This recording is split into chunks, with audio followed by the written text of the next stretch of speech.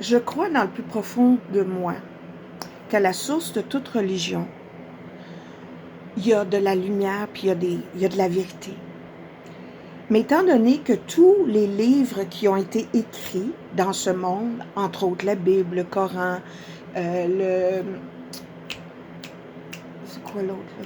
Le Torah, c'est tout écrit par l'homme.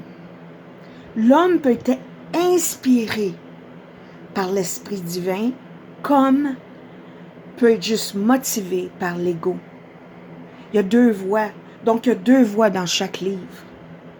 Mais si, entre autres, j'adore maintenant que je comprends avec l'aide du courant miracle, l'aide de l'esprit, l'intuition en moi, l'aide de la conscience collective qui s'élève, je peux maintenant voir la lumière dans la Bible, dans certains écrits, et voir la manipulation, les ajouts, les malinterprétations. Ces livres-là, fondamentalement, dans le monde, ont été utilisés pour contrôler les esprits des hommes.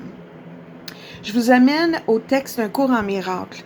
Dans un cours en miracle en français, je pense qu'il y a juste une édition, en du moins une version, et c'est à la page 279 du texte, le chapitre 13, le nuage de culpabilité. La culpabilité reste la seule chose qui cache le Père, si tu veux, la vie, la vraie vie, l'amour, la lumière. Car la culpabilité est l'attaque contre son Fils, contre la création, contre l'humanité. Les coupables condamnent toujours. Et l'ayant, ne jugez pas, faites juste écouter. Et l'ayant fait, déjà ayant condamné, ils condamneront encore, liant le futur au passé selon la loi de l'ego.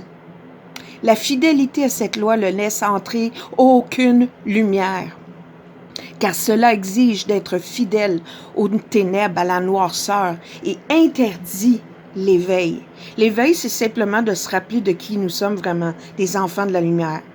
Les lois de l'ego sont strictes, les infractions sont sévèrement punies. Retiens bien ça dans le monde. Les lois de l'ego sont strictes et les infractions sont sévèrement punies. On ne parle pas de correction ici. Par conséquent, ne prête pas obéissance à ces lois, car ce sont des lois de la punition. Et ceux qui les suivent croient vraiment qu'ils sont coupables. La culpabilité, on l'a toute. Ainsi, ils doivent condamner parce qu'on ne peut pas accepter ce mal, cette souffrance-là, de cette culpabilité-là. Fait qu'on la projette à l'extérieur. Fait que c'est un cercle vicieux constamment. Je blâme, je critique, je projette, mais il faut arrêter tout ce cercle-là. Là, je reviens au texte. Entre le futur et le passé, les lois de Dieu, les lois de l'amour doivent intervenir si tu veux te libérer. Ici, ça dit la délivrance de la culpabilité et de défaire complètement l'ego, le défaire complet de l'ego. Et ça nous demande ici, ne fais peur à personne. Qu'est-ce que les livres qui ont été mal utilisés pour contrôler les esprits des gens, en passant, ton esprit, c'est ton royaume. Il y a beaucoup de mots là, que quand tu les comprends, quand Jésus parle du royaume, ton esprit, c'est ton royaume. Si tu t'en occupes pas, si tu n'es pas le roi de ton royaume, quelqu'un d'autre va s'en occuper. Il va poser des semences et c'est toujours la culpabilité, la peur. La peur. Ne fais peur à personne. Qu'est-ce qu'on fait quand on fait des vidéos de YouTube, qu'on on projette, on parle de tout ce qui va mal dans le monde? Oui, mettre de la lumière, mais là, je pense qu'il y a un gros pourcentage qui sait que c'est un gros show, là. Mais il en reste encore à se réveiller. Mais nous autres, en nous réveillant, en nous mettant de la lumière dans ça, en aimant, en essayant de regarder comme Jésus regardait, il observait ce qui se passait dans le monde, sachant que nous n'étions pas de ce monde, que c'était un rêve, c'était Alice au pays des merveilles qui dort encore. OK? Donc, ne fais peur à personne. Et je me parle, je me parle parce qu'il n'y a pas personne en dehors de ma conscience. Je me parle parce que je le fais des fois. Parce que c'est ça qui tient. Tu sais, on joue des jeux là, de sacrifice, même entre mari et femme, avec nos enfants. Fais attention, on fait ci, si tu fais ça, il va arriver ci, il va arriver ça. Ne fais peur à personne, car la culpabilité d'autrui est la tienne.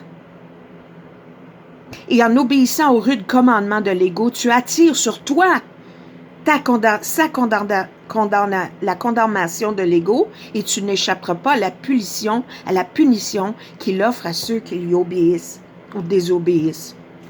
Et ça dit ici, la foi fait la puissance de la croyance et sa récompense est déterminée par ce à quoi elle est investie. J'ai dit tantôt, si tu ne crois pas quelque chose, ça veut dire que c'est pas vrai. Puis en même temps, si tu crois à quelque chose qui n'est pas vrai, ça veut pas dire que c'est vrai. Là où est ta croyance, c'est ta foi dans ta croyance et ton énergie investie. Je vais revenir à quelque chose d'autre tantôt, faire suite à ça. C'est crucial. C'est vraiment